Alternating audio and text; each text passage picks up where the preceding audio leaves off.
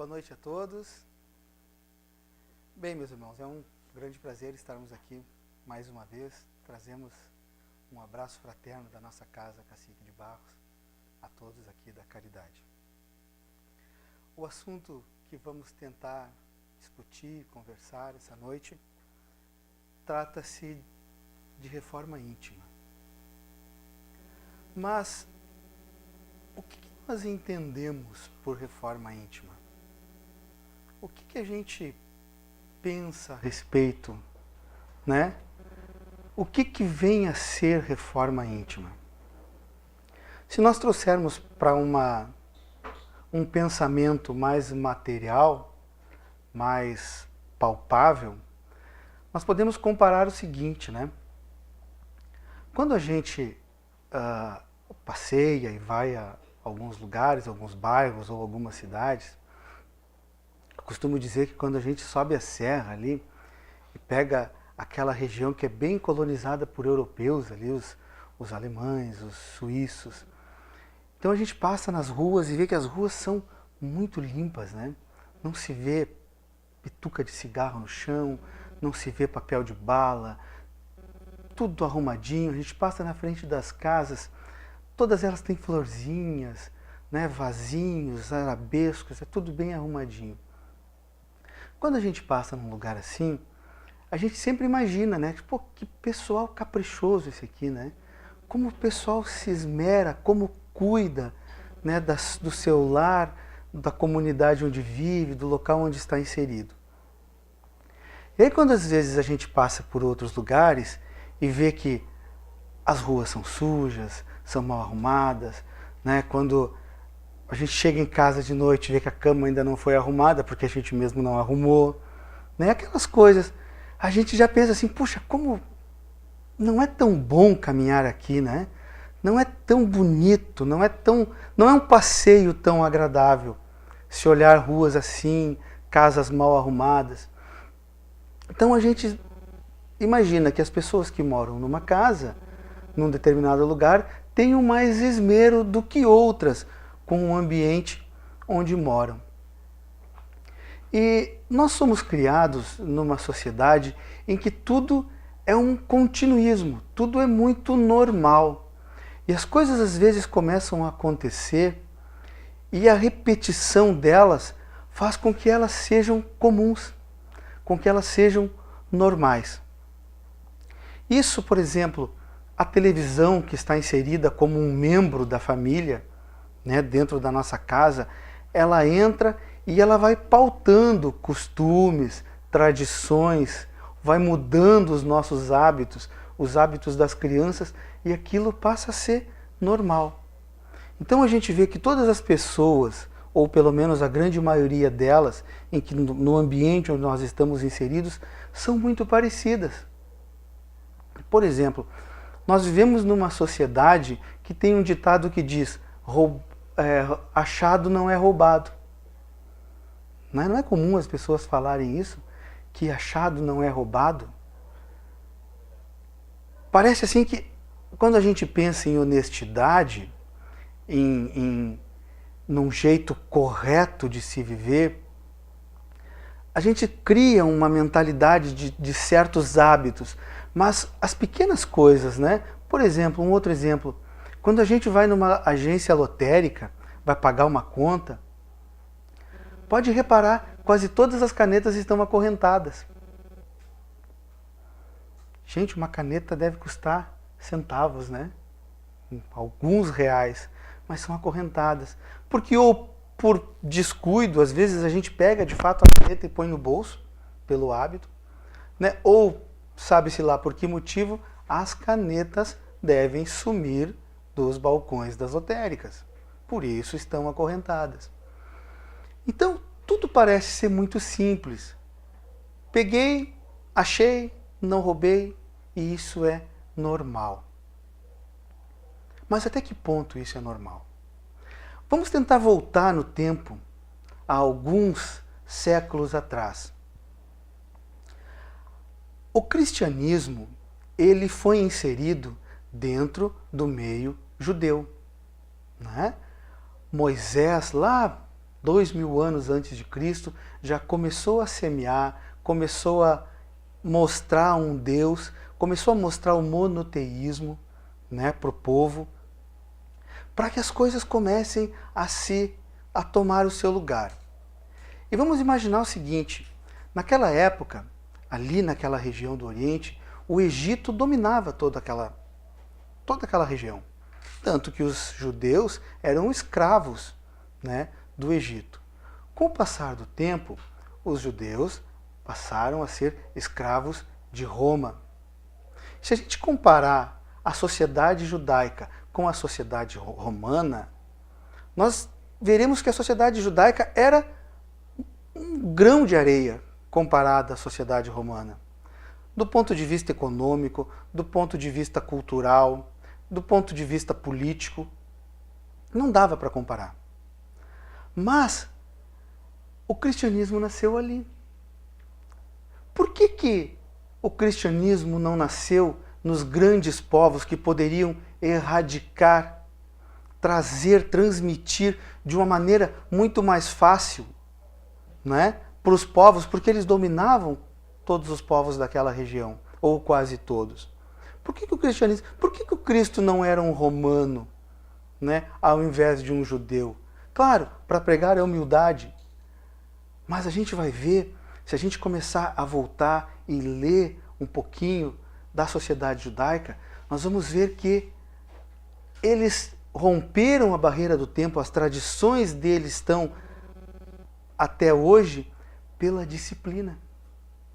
Porque eles, de uma forma difícil, dura, porque Moisés impunha, mas eles se curvaram, eles se disciplinaram. E tanto que até hoje, né, existe a sociedade judaica, não cristã, mas a sociedade judaica, e cruzou, rompeu a barreira do tempo. Né? Se comparado a continuidade, a longevidade das tradições judaicas são muito maiores do que as egípcias, que era uma sociedade muito maior e muito mais dominante do que a própria sociedade romana. Os seus hábitos, os seus deuses, hoje não são mais cultuados. Né? E o cristianismo está aqui até hoje. Por quê? Pela disciplina, pela maneira que eles levaram, conduziram a sua vida. Nós estamos aqui hoje e começamos falando desse universo onde estamos inseridos, do que é comum e do que não é comum, para tentar entender esta questão da disciplina e da reforma íntima. Por quê? Porque eu não posso fazer reforma íntima, eu não posso me transformar sem que eu seja disciplinado. Não tem como. Por quê? Porque a reforma íntima, ela vai mexer com o meu íntimo. Ela vai transformar o meu eu. E para que eu possa transformar o meu eu, a primeira coisa que eu tenho que saber, que eu tenho que conhecer, é quem eu sou. Como eu sou. Como eu reajo a determinados desafios que a vida me põe à frente. E se eu sou do tipo que acha que achado não é roubado, eu estou muito longe da minha reforma íntima. Eu estou muito longe da minha transformação. Então eu tenho que primeiro conhecer, saber e decidir que rumo tomar. Ao longo do tempo, da história, nós vemos que todos os povos, durante todos os tempos, sempre cultuaram algum deus, algum tipo de templo, sempre tiveram. Mas o mundo em que nós estamos inseridos neste momento, talvez seja o que mais busca a divindade. Nós vemos igrejas lotadas. Tem um senhor que é porteiro no condomínio onde eu moro, e eu sou de Sapucaia, moro lá, mas como trabalho em Porto Alegre, a coisa mais difícil que tem é eu andar em Sapucaia durante o dia, não transito por Sapucaia, muito difícil. E aí, conversando com ele, ele é cristão, frequenta a igreja, ali, assiduamente, E ele estava me dizendo, a missa de quarta-feira, que é a missa da família, aqui no centro é muito cheio, é muito lotado. Eu disse, não, eu sempre, às vezes quando eu passava ali na frente, sempre via bastante gente, conversamos. E ele disse assim, não, mas agora, se tu quiser sentar, a missa parece que é às 18 ou 19 horas, se tu quiser sentar dentro da igreja, tu tem que chegar lá umas 2 horas da tarde. Porque senão tu não senta mais. Tá lotado. Então a gente vê que cada vez mais as pessoas procuram a divindade, procuram Deus. Estamos procurando uma solução. Mas talvez nunca estivéssemos tão longe dela. O Haroldo Dutra Dias, que é um juiz e palestrante espírita, vocês já devem ter ouvido falar dele, ele tem uma colocação muito boa com relação a isso. Ele diz que Jesus não é objeto de culto, Jesus é modelo. E na fala dele, parece nos trazer uma compreensão, porque nós buscamos o culto, buscamos a divindade louvando a Ele, mas não nos inspirando nele, não buscando a nossa transformação, a nossa mudança íntima. Então eu venho à casa espírita, no momento do passe, eu vejo às vezes, aqui não tem o passe aplicado, é o passe espiritual. Na casa onde eu trabalho, há ainda o passe aplicado. E é incrível a quantidade de pessoas que chegam, não assistem a palestra e chegam na hora do passe. Né? Porque parece que a aplicação de fluido vai solucionar todos os problemas. Vai fazer a transformação. Então, às vezes, a gente vê as pessoas comentando e conversando, e alguns falam que, eu não gosto de tomar passe com aquele ali, eu gosto de tomar passe com aquele lá, porque aquele lá me dá o passe e eu sinto, me saio melhor, eu esqueço, saio leve, saio isso, saio aquilo, aqueles comentários. Por quê? Porque a gente atribui um remédio, a gente atribui uma solução a um indivíduo que não tem esse poder, porque a transformação está dentro da gente. Né? Se a gente pegar, por exemplo, um ovo, ele está ali, a galinha está chocando, aí eu pego esse ovo e eu quebro. A probabilidade de eu matar o pintinho que está ali dentro é muito grande. Agora, quando ele bica de dentro para fora, ele vem à vida. Por quê? Porque tudo, a vida nasce de dentro para fora e não o contrário. E esse equívoco que nós estamos vivendo e que nós muitas vezes nos confundimos e nos deixamos levar é o que tem nos conduzido a tantas e quantas dores somos assolados. Nos machucam, nos ferem, mas a gente não quer mais sofrer. A gente quer melhorar. Mas por que então que Deus nos impõe tanta dor?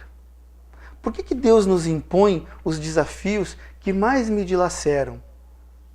Por que Deus me impõe a dificuldade que mais me machuca? Por que Ele colocou na minha família alguém com quem eu tenho tanta dificuldade de me relacionar? Por que a minha esposa, o meu marido, depois do nosso casamento, mudou tanto? E para pior, normalmente a gente fala, né? E para pior. Porque nenhum de nós ainda compreendeu que Deus não impõe e que Deus não inventou a dor. Quem inventou a dor fomos nós. O homem inventou a dor. Um dia desses eu estava relendo essa obra aqui, eu ainda não terminei de reler, mas ela é uma obra sensacional. E preparando esse trabalho, eu encontrei aqui algumas coisas que são de muita, muita clareza. E eu gostaria de compartilhar com a gente, para a gente tentar entender o porquê que a vida muitas vezes nos desafia tanto, nos machuca tanto. Então aqui é um diálogo de um benfeitor, o Flaccus, e ele conversa com o André Luiz, conversa com o Eloy, num diálogo bem amistoso, numa preparação para um trabalho que eles fariam. O nome da obra é Libertação, ela é psicografada pelo Chico, do Espírito André Luiz. Então eu separei alguns trechinhos curtos aqui que eu gostaria de comentar com a gente. Aqui o Flaccus está falando: mentes cristalizadas na rebeldia tentam solapar em vão a sabedoria eterna, criando quistos de vida inferior na organização terrestre, entrincheiradas nas paixões escuras que lhes vergastam as consciências. Conhecem inumeráveis recursos de perturbar e ferir, obscurecer e aniquilar. Aqui ele está falando dos malfeitores, né? Aqueles que estão à nossa volta. E aí aqui é bem interessante. Escravizam o serviço benéfico da reencarnação em grandes setores expiatórios e dispõem de agente da discórdia contra todas as manifestações dos sublimes propósitos que o Senhor nos traçou as ações. Então, assim, para cada indivíduo que tenta se reformar, para cada indivíduo que tenta se melhorar, tem 1, 2, 3 ou 4 tentando atrapalhar. Porque, da mesma forma como existe uma legião de benfeitores, não nos esqueçamos, vivemos num mundo de provas e expiações, onde ainda o mal é em maior número do que o bem. E por algum motivo de desconhecimento, de ignorância, como nós outros em tempos passados, muitos não querem que o mundo se transforme. Querem que ele se mantenha assim, porque escravizam, porque ditam. Mas por que fariam isso? E não existiram reis, imperadores, não existem governantes que impõem toda a escravidão ao seu povo, aos povos conquistados? Da mesma forma, eles ainda continuam atuando no plano espiritual. Há pouco tempo, vou abrir um parênteses, nós lemos um livro do Adeilson Sales, pelo espírito Luiz Sérgio. Ele chama Ainda Existe Esperança, ou Ainda Resta Esperança, agora eu não lembro exatamente o nome. E esse livro é muito interessante. Ele é muito voltado para um público mais jovem, apesar de tratar de temas bem sérios. O Adeilson Sales, para quem não conhece, ele está envolvido, ele é professor, e ele está envolvido com a juventude espírita. Então ele traz muita coisa nesse sentido. Ele traz obras não psicografadas e psicografadas para crianças, para adolescentes, e tem obras maravilhosas dele.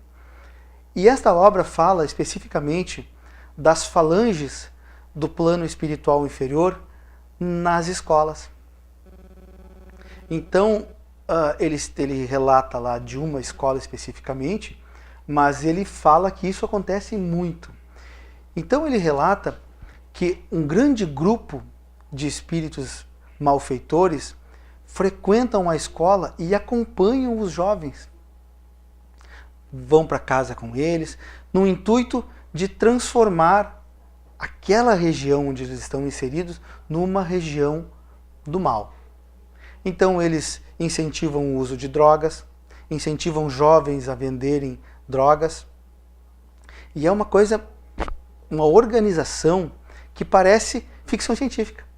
Parece filme CSI, é uma coisa impressionante a maneira como eles agem. E ele, nessa obra, ele faz uma revelação que me pareceu bem interessante.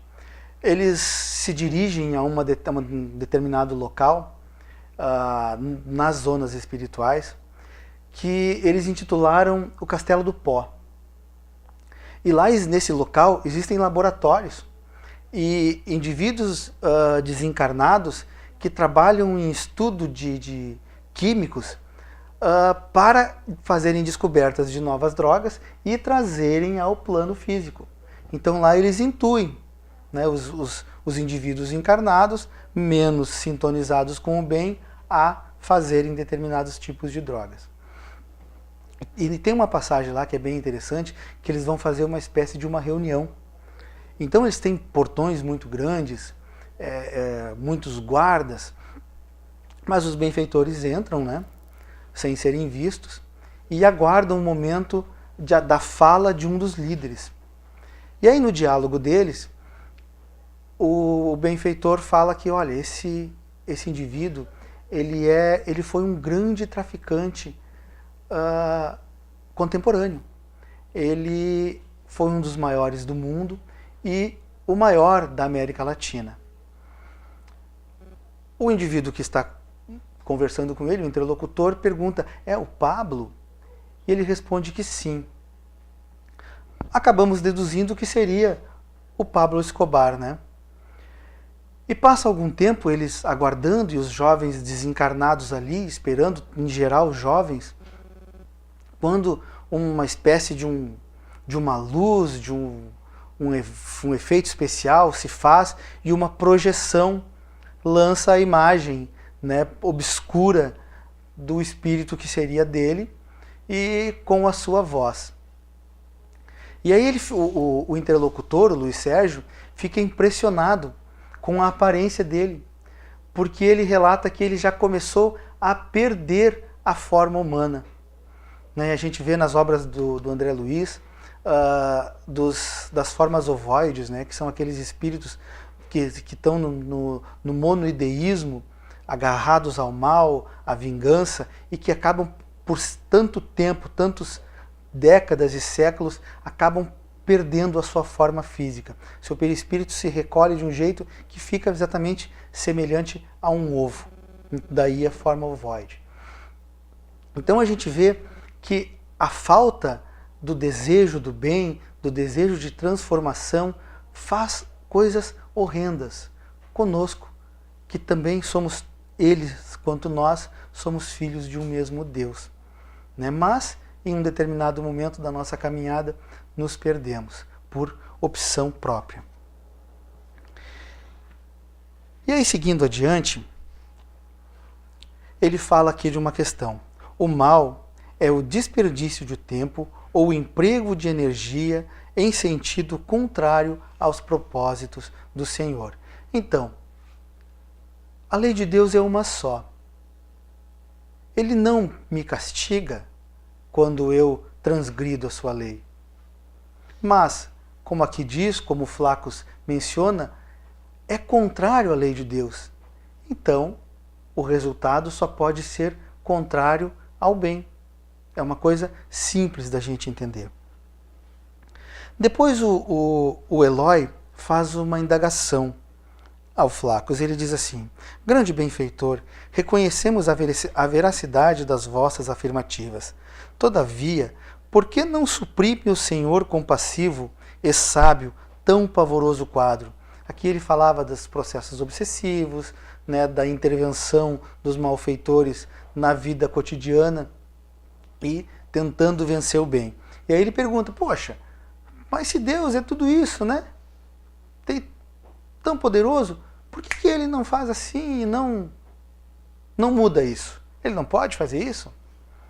Aí o Flacos responde, não será o mesmo que interrogar pela tardança da nossa própria adesão ao reino divino?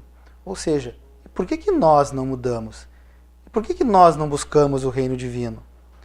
Sente-se o meu amigo suficientemente iluminado para alegar o lado sombrio da própria individualidade? Ou seja, e tu? Tu te acha iluminado, bom o suficiente para dizer que está pronto para Deus?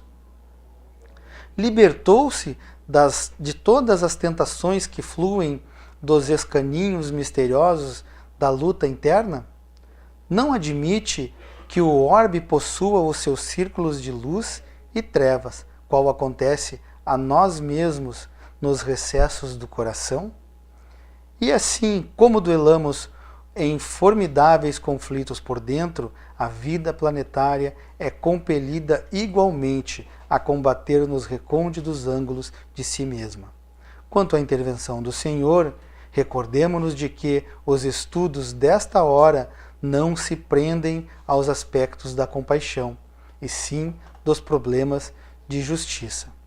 Aí ele conclui: nós outros e a humanidade militante na carne não representamos senão diminuta parcela da família universal, confinados à faixa vibratória que nos é peculiar. Mais adiante ele fala assim: somos simplesmente alguns milhões de seres perante a humanidade, e estejamos convencidos de que o diamante é lapidado pelo diamante. O mal só pode ser corrigido pelo mal. Funciona a justiça por meio da injustiça aparente, até que o amor nasça e redima os que se condenaram a longas e dolorosas sentenças diante da boa lei. O que ele quer dizer aqui? Quando ele fala que a justiça funciona por meio da injustiça aparente e que o mal só pode ser corrigido pelo mal, vamos imaginar o seguinte: nós, na nossa trajetória, hoje estamos aqui já tentando nos melhorar, mas vamos pensar em nós há 3, 4 encarnações passadas. Eu tiro por mim. Se hoje eu não sou grande coisa e sou o melhor que eu posso ser, imagina como eu não era 2, 3, 4 encarnações atrás. Então, um indivíduo que escraviza, que é cruel, que persiste no mal, que comete todos os tipos de atrocidade que nós vemos aqui. Nós podemos imaginar que ao lado dele há um anjo iluminado? Não tem como. Não há sintonia possível. E esse anjo iluminado não está ali, não é porque Deus não permite. Não é porque Deus disse tu não merece. Não, é porque não há sintonia possível. Então, o mal, ele só pode estar acompanhado do mal. Não tem outra forma.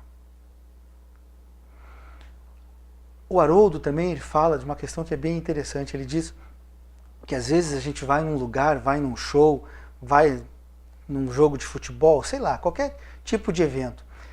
E aí a gente olha o estacionamento, tem lá 2.000, 3.000 veículos estacionados. Daqui a pouco o indivíduo vem e olha para o seu carro, e no seu carro, entre 2.000 e tantos carros, alguém passou um prego e arranhou. Passou a chave do carro e arranhou tudo. Arranhou a pintura, o carro era novo, era zero, mas está lá arranhado. Poxa vida, em 1.000 e tantos carros, 2.000 carros, por que justamente o meu cara foi escolher? Tinha uma Mercedes ali, ele mexeu no meu Fiatzinho. Por que isso? Porque, de alguma forma, o dono daquele carro estava conectado com aquele que o arranhou. Há uma sintonia mental. Nós estamos... Imagina um peixe, né? Imagina um aquário. Eles estão inseridos ali. Quando um se movimenta, o outro sabe, porque a água vibra. Nós estamos inseridos num universo de fluidos e estamos conectados um a um. Tudo que eu penso, tudo que eu imagino, tudo que eu associo daqueles que se aproximam de mim, eu irradio à minha volta. E eu faço conexões. E são essas conexões que fazem com que esse tipo de coisa aconteça comigo e não com o dono da Mercedes que estava lá adiante. Mais adiante aqui, eu separei uma que me parece ainda mais clara. Aqui é o próprio André Luiz que pergunta ao Gúbio. A pergunta é bem dizer a mesma. Ele diz assim: e por que Deus permite semelhante irregularidade? Não bastaria ligeira ordem do Eterno para sanar a desarmonia? Ou seja, a gente está num mundo assim, está todo mundo querendo se perder, louco para se perder, né? E por que Deus não toma uma atitude? Pô, fala pro cara lá, ele é o dono de tudo. Diz para ele mudar. E aí o Gúbio diz assim: não será o mesmo que perguntar o motivo pelo qual o Senhor nos esperou até ontem? Acreditaremos em paraísos miraculosos? Não sabemos, porventura, que cada homem se sentará no seu trono que levantou ou se projetará ao fundo do abismo que preferiu?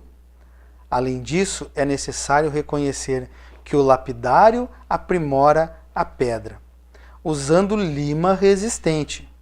O Senhor do Universo aperfeiçoa o caráter dos filhos transviados de sua casa, usando corações endurecidos, temporariamente afastados de sua obra. Nem sempre o melhor juiz pode ser o homem mais doce. Então, da mesma forma como se lapida a pedra com um objeto muito duro, o nosso juiz não pode ser o homem mais doce.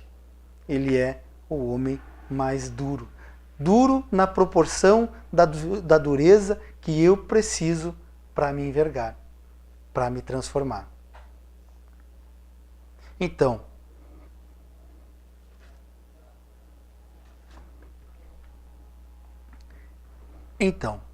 essa transformação, essa reforma íntima que a gente precisa fazer, urge primeiramente, como nós falamos, do nosso autoconhecimento. Há um tempo atrás, nós fazíamos um trabalho na Cacique de Barros, a casa a qual eu trabalho, e o nosso dirigente fez uma sugestão que me pareceu num primeiro momento um tanto quanto sem sentido. Mas eu fui um dos que seguiu o conselho. E durante 2 semanas eu anotei todo tipo de pensamento diferente que eu tinha. Qualquer coisa que fugisse do cotidiano, eu anotava. Tanto positivo quanto negativo. Para que a gente fez isso? Para que a gente pudesse mais ou menos traçar o nível do nosso pensamento. E aí poder se conhecer um pouco mais. Então, quando a gente faz um exercício assim, eu consigo perceber quanto tempo do meu dia eu consigo me manter mais elevado ou menos elevado. Bom, feito isso, a gente conseguiu identificar algumas coisas. Aí o trabalho era trabalhar em cima disso, né? A tarefa era trabalhar em cima disso. Com o passar do tempo, a gente vai adquirindo um pouco mais de experiência, vai vendo as coisas, vai lendo mais obras e vai tentando buscar uma melhor sintonia. Eu sempre, quando acordo, eu faço a minha prece. É comum, eu abro os olhos, faço a minha prece. Se eu estou muito atrasado, eu faço a prece enquanto tomo banho, enquanto escovo os dentes, né? Mas estou ali com o pensamento. E conversando com alguém da casa, ele me disse assim: Tchê, eu não saio de casa sem ler o Evangelho. Eu abro e leio uma frase dele. E por 3 minutos eu medito nessa frase. Eu digo, mas olha, daqui a pouco, né? Faz diferença. E eu comecei a fazer isso. Agora já tem 3 semanas que eu estou fazendo isso. E é impressionante como muda o dia. Como muda a sintonia. Sabe por quê? Porque quando a gente se propõe a meditar, a pensar, a se melhorar, a gente pensa assim, puxa, Eu li isso hoje. Está me acontecendo agora, alguma coisa semelhante. Está fresquinho na memória. É mais fácil da gente vencer. É mais fácil da gente tentar entender e não vencer, mas mudar a atitude que normalmente tomaria. Então são essas pequenas coisas, essas pequenas reformas. Por quê?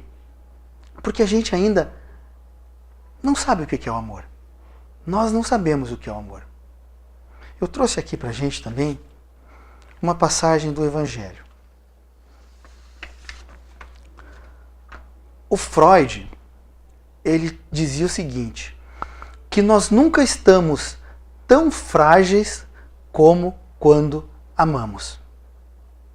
Freud, conhecidíssimo, acho que todos já ouvimos falar dele. Então ele diz que nós nunca estamos tão sensíveis, tão fáceis de ser machucados, do que quando nós estamos amando. A gente vê, por exemplo, quando os casais se separam, né? E eu tenho um amigo casado há muito tempo e se separou da esposa. Ele já deve ter os seus 55, 60 anos. Se separou da esposa. Os dois sempre andavam assim, muito simples, né? Com roupas muito simples. E quando eu os encontrei em momentos diferentes, vi uma transformação neles. Né? Tanto nele quanto nela, na aparência, bem arrumados. E a gente se permite, né, se cair no continuismo na nossa vida, porque a gente ainda não aprendeu o que é o amor. Freud, quando falou isso, certamente ele não tinha lido o Evangelho segundo o Espiritismo. Certamente ele não tinha lido. Lá no capítulo 11, intitulado Dai a César o que é de César, no item número 8, Instruções dos Espíritos, está escrito assim: o amor resume a doutrina de Jesus inteira, visto que esse é o sentimento por excelência. E os sentimentos são os instintos elevados à altura do progresso feito. Olha só como é interessante. Em sua origem, o homem só tem instintos. Quando mais avançado e corrompido, ele não fala de evoluído aqui, quando mais avançado e corrompido, só tem sensações. Quando instruído e depurado, tem sentimentos. Bom, por que nós falamos que nós não conhecemos o amor? Nós não sabemos o que é o amor.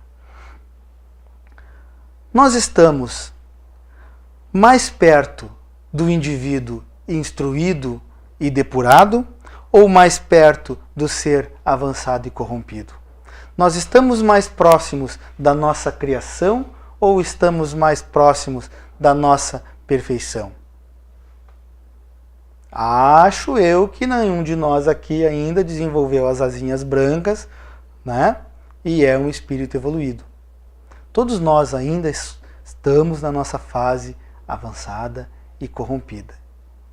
Se nós estamos nessa fase, nós só temos sensações. Nós ainda não desenvolvemos sentimentos. Nós ainda não sabemos o que é o amor. E quando os casais se separam e há ali uma ambiguidade, uma diferença, uma mágoa, às vezes o desejo de prejudicar, porque o seu amor está ferido, é porque não era amor. É porque era possessão. É porque eu me achava dono dela e ela se achava minha dona. Porque o amor verdadeiro, o amor que ensinava Jesus, não permite esse tipo de sentimento. Quando a gente olha para os nossos filhos e imagina a quantidade de coisas que a vida pode programar para eles, e a gente diz assim, bah, esse amor dói. Não, não é o amor que dói, é o medo. O amor não dói. O amor fortifica e intensifica.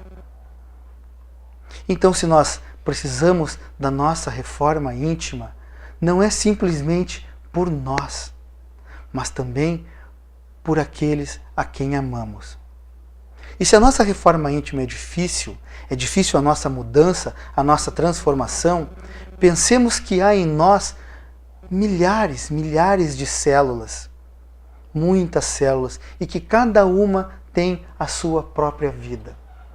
Cada célula que compõe o nosso corpo tem o seu ciclo de vida específico.